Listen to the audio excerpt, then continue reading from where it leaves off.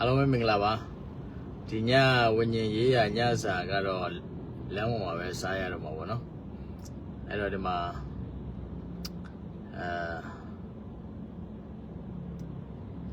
ဈေးမှာလာရင်းနဲ့နော်နားတဲ့အချိန်လေးပါဝิญဉ်ရေးညစာလေးစားကြရအောင်နေ့လေကကျွန်တော်အိမ်စာပေးခဲ့နော်ကဘာဦးကျန်းခန်းကြီး3ငယ်8ကနေ24ကိုဖတ်ဖို့အားလုံးလည်းဖတ်ကြပြီးတော့မျှော်လင့်နေရုံကြည့်ရနော်အဲ့တော့အခုကျွန်တော်တို့ဒီနှုတ်ဘကျမ်းစာလေ့လာခြင်းနေ့လေမနေ့နေ့လေညစာကတော့ဒီချက်ကတော့ကျွန်တော်တို့ဘုရားသခင်နှုတ်ဘတော်မှာပို့ပြီးတော့ခုံမင်လာဖို့ဘုရားသခင်နဲ့အတူတူသွားလာခြင်းရဲ့နှစ်သာရကိုပို့ပြီးတော့နားလည်ဖို့ဘုရားသခင်ကောင်းမြတ်ခြင်းတွေကိုကျွန်တော်တို့မြည်ဆန်းပြီးတော့မှနော်ဒီကောင်းမြတ်ခြင်းကနေနော်ကျွန်တော်တို့ဘုရားနဲ့အတူသွားလာပြီးတော့ရရှိတဲ့အနှစ်သာရတွေကိုလည်း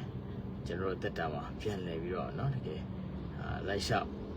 ရင်းနဲ့မှတကယ်ကိုနော်ဘုရားသခင်၌ပြောရှင်တဲ့သူတွေဝမ်းမြောက်တဲ့သူတွေမွေ့လျော်တဲ့သူတွေဖြစ်ဖို့ရည်ရွယ်ပါတယ်ဒါကြောင့်မလို့နှုတ်ဘကျမ်းစာကိုအခုမှစဖတ်တဲ့ကျွန်တော်တို့ရဲ့ညီကောင်မတွေလည်းဒီနှုတ်ဘတော်ဖတ်ရှုခြင်းမှာဆက်လက်ပြီးတော့ကျွန်တော်နဲ့အတူလိုက်ခဲ့ပါနော်ဆုတောင်းခြင်းအဖြစ်ကျွန်တော်အတူသွားကြမယ်ဘုရားသခင်ကျွန်တော်တို့ပြောခြင်းနဲ့မှာခြင်းတဲ့စကားတွေကိုလည်းကျွန်တော်တို့ဘယ်လိုပြောမလဲစဉ်းစားမယ်တွေးခေါ်မယ်ပေါ့နော်ကျွန်တော်တို့ဘာတွေဖြစ်စေခြင်းလဲနောက်ဒီနှုတ်ဝကျမ်းစာတဲ့အနေနဲ့ကျွန်တော်တို့ဘာတွေသင်ခန်းစာရလဲဆိုတော့ကျွန်တော်ရှာဖွေတူဖို့ကြမှာအဲ့တော့ဒီနေ့ကတော့နည်းနည်းလေးအတံပဇံလေးဆူလာမသိဘူးเนาะဒါသေချာကြားရလာတော့မပြောတော့အဲ့ဒါကျွန်တော်အနေနဲ့နှုတ်ဘကျမ်းစာမဖတ်ခင်မှာကျွန်တော်ညီကောင်မတို့ခါတိုင်းလိုပဲအားပေးချင်တာကတော့เนาะဘုရားသခင်ဆုတောင်းမယ်ဆုတောင်းကျမ်းစာကိုမဖတ်ခင်မှာနားလည်ဖို့ရအတွက်ဘုရားသခင်ထပ်မှာဖတ်ပြသမီးသားဒီဘုရားသခင်ရဲ့နှုတ်ဘကျမ်းစာကိုအခုဖတ်ရှုမှဖြစ်တဲ့အတွက်ကြောင့်နားလည်ဘောပေါက်ဖို့တန်ရှင်သောဝိညာဉ်တော်အဖြစ်အမစသွန်သင်တော်မူပါယေရှုရဲ့နာမတော်ဖြင့်ဆုတောင်းပါတယ်လို့ကျွန်တော်တောင်းမဆွေယေရှုဖခင်ကကျွန်တော်နာကြောင်းပေးမှာဖြစ်ပါတယ်နားလည်ရတော့ခွင့်ကိုလည်းပေးမယ်ဖြစ်ပါတယ်အဲ့တော့ဒီနေ့ညမှာအိမ်စာပေးရတဲ့အတိုင်းပဲပေါ့နော်ကျွန်တော်တို့ဒီဘာဦးကျန်းခန်းကြီး3ငယ်8ကနေကြည့်မယ်ဆိုရင်ပထမပိုင်းမှာနော်အာဒံနဲ့အေဝါကဘုရားသခင်တားမြစ်ထားတဲ့ဒီကိုသူတို့စားမိသွားပြီးတဲ့နောက်မှာတော့သူတို့ကသူတို့ရဲ့ဘုံနော်ဘုရားသခင်ဘုံမရှိတော့တဲ့ခါသူတို့ရှက်ကြောက်ပြီးတော့သူတို့နော်ဒီတင်မောဖမ်းမဲ့အရွက်တွေနဲ့တခါတည်းဖုံးအုပ်ဖို့ကြိုးစားကြတာပေါ့နော်အဲ့လိုမျိုးသူတို့ကိုကာကွယ်ဖို့ကြိုးစားနေရင်လည်းညက်နေရောက်လာတယ်နော်ညက်နေအေးတဲ့အချိန်မှာတဲ့နော်အငယ်ရှင်းမှာကြည့်ပါဆိုနေအေးတဲ့အချိန်မှာဘုရားသခင်ကသူတို့နှစ်ယောက်စီကိုလာပြီးတော့လေပတ်ရောက်လာပြီနော်နေအေးတဲ့အချိန်မှာဘုရားသခင်ကကြွလာတယ်ဘုရားသခင်အတန်ကြားတဲ့ခါမှာသူတို့အထွက်ပြေးတယ်နော်သူတို့သခင်ဘုရားတန်းနေလွတ်ဖို့အတွက်တဲ့သူတို့ဥယျာဉ်ထဲမှာသွားပြီးတော့ပုံနေတယ်တဲ့နော်ဒီနေရာလေးမှာကြည့်မယ်ဆိုရင်ဘုရားသခင်ကဖန်ဆင်းပြီးတဲ့နောက်မှာသူ့ရဲ့သားသမီးတွေနဲ့အမြဲတမ်းပဲနောက်ညနေပိုင်းရောက်တဲ့အခါမှာလာရောက်လေပတ်လေရှိတဲ့ပုံစံမျိုးတွေ့ရတယ်အဲ့တော့ဘုရားသခင်ရဲ့စိတ်တော်တော့နော်သူ့ရဲ့သားသမီးတွေအမြဲတမ်းအတူရှိချင်တယ်နော်စကားစမိပြောချင်တယ်စကားလက်ဆောင်ကြားချင်တယ်သူ့ရဲ့ကောင်းမြတ်ခြင်းတွေကိုသိစေချင်တယ်အဲ့တော့ညနေတိုင်းလာပြီးတော့လေပတ်တဲ့အခါမှာခါတိုင်းဘုရားသခင်လာလေပတ်တဲ့အချိန်မှာတော့သူတို့ထွက်ကြိုလေးရှိမှာပဲဒါပေမဲ့ဒီတစ်ခါကျတော့ပုံနေတယ်ပုံနေတယ်အဲ့တော့ဘာကြောင့်ပုံနေတာလဲမင်းတို့ဘယ်ရောက်နေလဲနော်မင်းတို့ဘယ်ရောက်နေလဲလို့ဘုရားသခင်မေးတဲ့အခါမှာနော်သူတို့ကပြောလဲကျွန်တော်တို့အဝတ်မရှိတဲ့အတွက်ကြောင့်တဲ့နော်ပုံနေတယ်တဲ့ဘုရားသခင်သိပြီနော်မင်းတို့အဝတ်မရှိဘူးဆိုတာဘယ်သူမင်းတို့ကိုပြောတာလဲ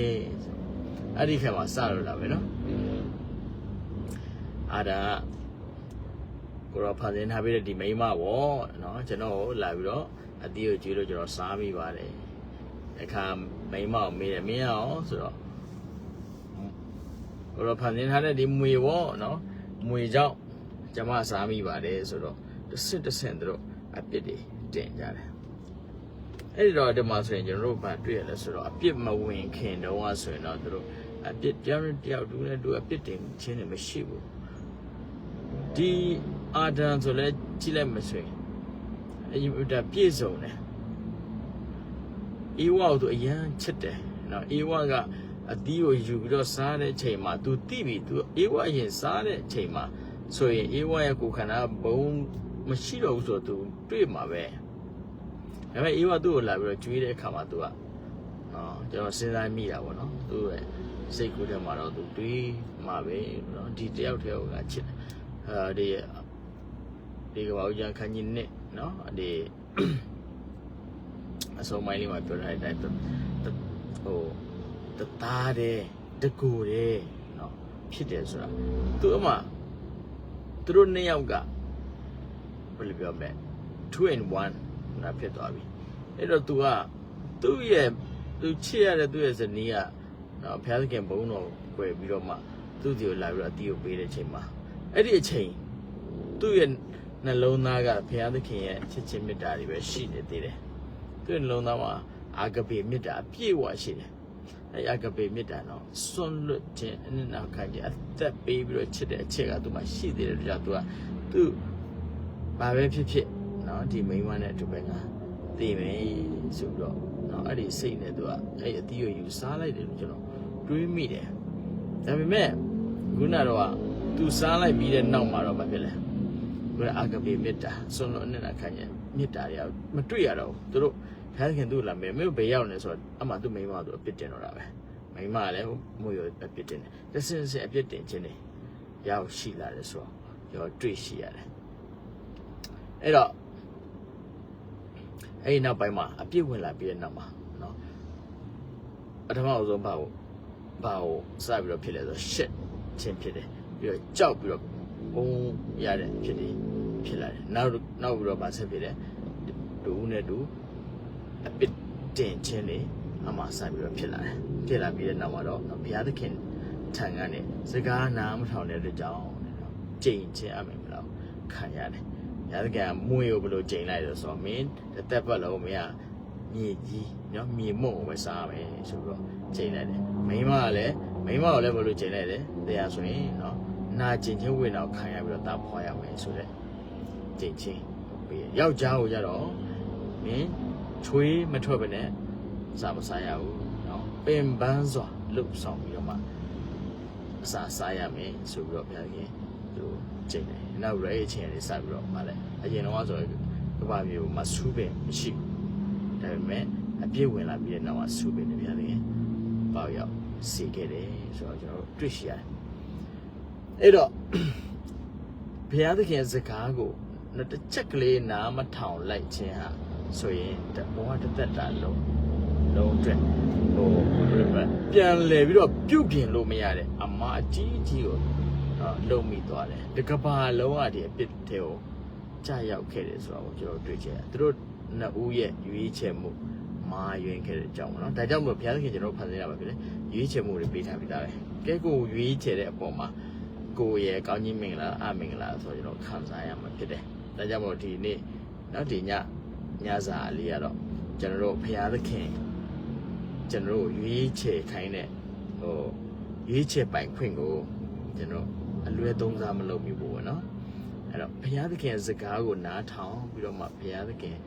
လှုပ်စီလို့တော့အရာဘုရားသခင်အလိုတော်ကိုဝန်ခံပြီးတော့လှုပ်ဆောင်ခြင်းကိုပြုကြဖို့ရအတွက်ဒီနေ့မှာသင်ခန်းစာရရှိပါတယ်နော်ဒါကြောင့်မလို့ကျွန်တော်ရဲ့ဒီကမ္ဘာတွေဒီနောက်ဆုံးအချက်ကလေးမှာတော့နော်ဘုရားသခင်ကနော်အေဒင်ဥယျာဉ်ကနေသူတို့ကိုနှင်ထုတ်လိုက်တယ်။ဘာကြောင့်လဲဆိုတော့အေဒင်ဥယျာဉ်ထဲမှာပါရှိတယ်။ဥယျာဉ်ထဲမှာခုနကောင်းမှုကောင်းသည့်ကြံရအပင်သူတို့တားမြစ်ထားတယ်သူတို့စားပြီးတော့ဒီဘက်မှာကျအသက်ပင်ရှိတယ်။သူတို့တကယ်လို့မြအပြစ်လည်းရှိတယ်အသက်ပင်ကိုအဒီကိုသူတို့စားမိလိုက်တယ်ဆိုရင်အသက်ကလည်းရှိမယ်။တေခြင်းတရားချင်းနာချင်းတေခြင်းရလည်းခံရမယ်။အဲ့တော့ဒုက္ခတွေလည်းခံရမယ်အသက်ကလည်းရှိမယ်ဆိုရင်အဲ့ဒါကို နော်ဖျားသခင်မဖြစ်စေလို့တဲ့အတွက်ကြောင့်နော်သူတို့ကိုအေဒင်ဥယျာဉ်နဲ့သူတို့နေခွင့်မပေးတော့ဘူးနော်အေလူကလည်းမောင်းထုတ်ခြင်းခါတယ်သူတို့လောကကဘာထဲမှာနော်အရရက်သူတို့လက်သွားလာရတဲ့ဘဝကိုရောက်သွားတယ်အဲ့တော့ဒီမှာကျွန်တော်တို့ကြည့်မယ်ဆိုရင်တော့နော်ဘုရားသခင်ရဲ့မေတ္တာတော်ကိုကျွန်တော်တွေ့ရတယ်ဒီဒုက္ခထဲမှာတော့မှနော်ဘုရားသခင်မေတ္တာကိုဘယ်လိုတွေ့ရလဲဆိုတော့နော်ဒီလိုဒုက္ခခံရပြီးတော့အသက်အရှိကြီးနေရတဲ့ဘဝမဖြစ်အောင်ဘုရားကအသက်ကိုလည်းတူတောင်းစေတယ်အဲကျွန်တော်တို့ပြန်ပြီးတော့အခုလက်ရှိနော်ကျွန်တော်တို့လောကကြီးမှာရင်ဆိုင်ရတဲ့အရာတွေကိုကြည့်မယ်ဆိုရင်လည်းဒီတိုင်းပဲနော်ဘုရားသခင်မေတ္တာတော်ကျွန်တော်တွေ့ရတယ်သိုးတော်သူများနဲ့အတူအသက်ရှိပြီးတော့နေထိုင်ရမယ်ဆိုရင်ဘယ်လိုနေမလဲနော်ဒီဆိုးတဲ့လူကအသက်ရမ်းရှည်ပြီးတော့နော်ကောင်းတဲ့လူတွေကလည်းဒီဆိုးတဲ့လူနဲ့အတူနေရတဲ့အခါမှာဘယ်လောက်စိတ်ဒုက္ခရောက်လဲနော်ဘုရားသခင်သိတယ်စာနာတယ်ဒါကြောင့်လို့ဟိုးကဘာဦးတွေကဒီအဖြစ်ဆိုဒီကနေကင်းလို့ဖွင့်ရတဲ့နော်ဒီသားသမီးတွေကိုအသက်ပင်ရဲ့အတီးနော်စားခွင့်ကိုအပြစ်ဝင်လာပြီးနောက်မှာသူမပေးတော့ဘူးနော်အဲ့တော့အဲ့ဒါလည်းဘုရားသခင်မေတ္တာတော်ကိုကျွန်တော်တကယ်ပဲတွေ့ရတာဖြစ်ပါတယ်နောက်ထပ်သင်ခန်းစာတွေကတော့ဘုရားသခင်အတွက်သားသမီးတွေနဲ့စကားပြောခြင်းတယ်နော်အနည်းနဲ့ပဲစကားပြောခြင်းနဲ့ပြန်ဖြစ်တယ်မိကုန်းနေမေးတယ်ပြန်ဖြေတာကိုနားထောင်တယ်နော်အကြံတွေပေးတယ်နော်ဘုရားသခင်အဲ့လိုကိုဖျားဖြစ်တယ်ဒါကြောင့်မလို့ကျွန်တော်အချိန်ရှိတိုင်းဘုရားသခင်နှုတ်ကပတ်တော်ဖတ်ရှုပြီးတော့နော်ဘုရားသခင်ကျွန်တော်တို့ဗာပြောချင်လေဆိုတော့နားထောင်တက်တဲ့သူတွေဖြစ်ဖို့အတွက်လည်းဒီညနေမှာအားပေးချင်ပါတယ်နော်အဲ့တော့